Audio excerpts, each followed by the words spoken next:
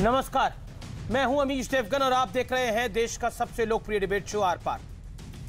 आज अफगानिस्तान से मानवता को शर्मसार करने वाली एक ऐसी तस्वीर सामने आई है जिसे देखकर पूरी दुनिया के आंसू छलक उठे हैं।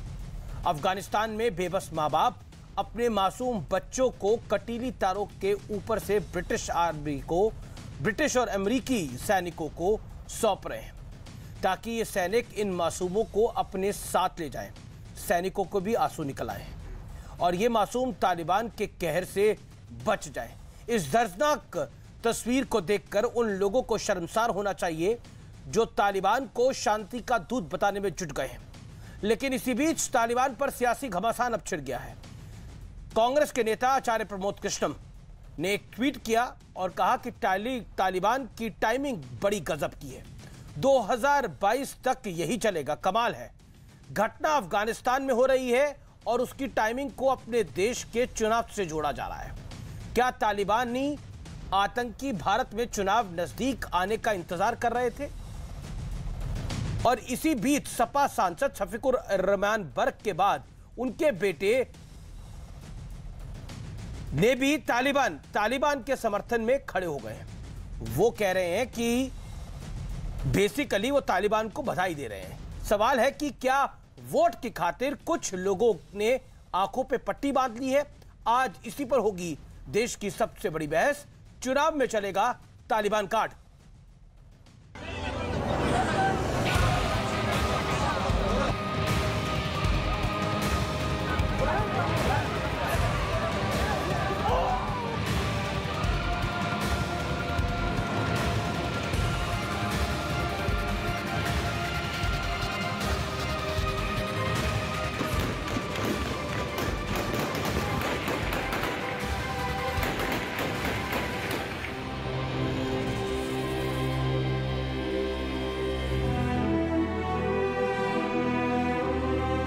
तालिबान पर देसी घमासान से पहले जरा वो तस्वीर देख लीजिए जिस पर पूरी दुनिया के आंसू छलक गए हैं।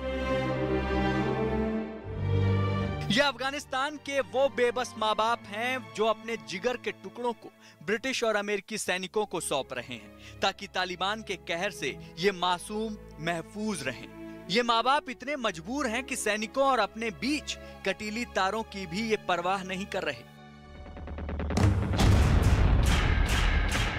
ये तस्वीरें देखकर उन लोगों का सिर शर्म से झुक जाना चाहिए जो तालिबानी आतंकियों को शांति का दूत साबित करने में जुटे हैं। लेकिन इसी बीच एक और सियासी संग्राम छिड़ गया है। कांग्रेस के आचार्य प्रमोद कृष्णम ने ट्वीट किया है, तालिबान की टाइमिंग गजब की है, 2022 तक यही चलेगा। 2019 में बालाकोट चला और अब 2022 में तालिबान चलेगा और खूब चलेगा। तालिबान जितना अफगानिस्तान में नहीं चलेगा उतना हिंदुस्तान में चलेगा और जब तालिबान चलेगा तो फिर हिंदुस्तान भी चलेगा। देश राष्ट्र और धर्म की ज्वाला में धधक रहा है और इसका ऑटोमेटिकली फायदा भारतीय जनता पार्टी उठाती है, हमेशा उठाती रही है। गजब का कनेक्शन निकाला है। घटना है अफगानिस्तान की और उसकी टाइमिंग का लिंक निकाला जा रहा है भारत में। अब जरा असदुद्दीन ओवैसी को भी सुन लीजिए। आपको मालूम हमारे मुल्क में 4 करोड़ 60 लाख बच्चियां गायब हो जाती हैं। 9 में से एक फीमेल बच्ची 5 साल की उम्र होने से पहले मर जाती है। इनको कहां की फिक्र है? वहां की फिक्र है, इनको वहां की फिक्र है। इनको अफगानिस्तान में ऐसा हो रहा और तुम पे ऐसा हो रहा। अरे यहां नहीं हो रहा। महिलाओं का रेप होता खवातीन का भारत में, उसकी बात नहीं, वहां कहीं क्यों हो रहा? वहां पे हो रही। बड़ी मोहब्बत हो गई आपको। क्यों दिखा रहे मालूम आपको? No, better to send Oveis to Afghanistan to protect their women and protect their community. उधर सपा सांसद शफीकुर रहमान बर्क के तालिबान को स्वतंत्रता सेनानी बताने के बाद उनके बेटे भी अफगानिस्तान फतह के लिए तालिबान को मुबारकबाद दे रहे हैं। उन्होंने आकर अटैक किया और अफगानिस्तान तो मतलब तालिबान तो उनसे लड़ने गए नहीं, तो इसमें मैं समझता हूँ तालिबान की कोई गलती नहीं है, और तो इसलिए हम जो हैं तालिबान को मुबारकबाद देते हैं। इस बीच पीएम मोदी ने आतंकवाद के खिलाफ कड़ा और बड़ा संदेश दिया है।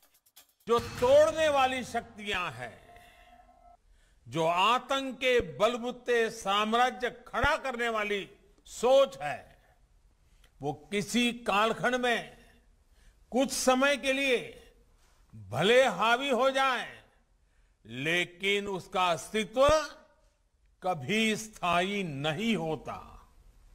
वो ज्यादा दिनों तक मानवता को दबाकर नहीं रख सकती। लेकिन बड़ा मुद्दा अफगानिस्तान की घटना को 2022 से जोड़ने का है, और सवाल है कि क्या हर बात को चुनावी रंग देना जायज है? लव जिहाद के खिलाफ कानून बने, धर्मांतरण गैंग पर शिकंजा कसे, या फिर यूपी में आतंकियों के खिलाफ एटीएस का एक्शन हो? इन सभी बातों को चुनाव से क्यों जोड़ दिया जाता है? और तालिबानी लड़ाके क्या भारत में चुनाव की टाइमिंग का इंतजार कर रहे थे? आज इसी पर होगी देश की सबसे बड़ी बहस। चुनाव में चलेगा तालिबान कार्ड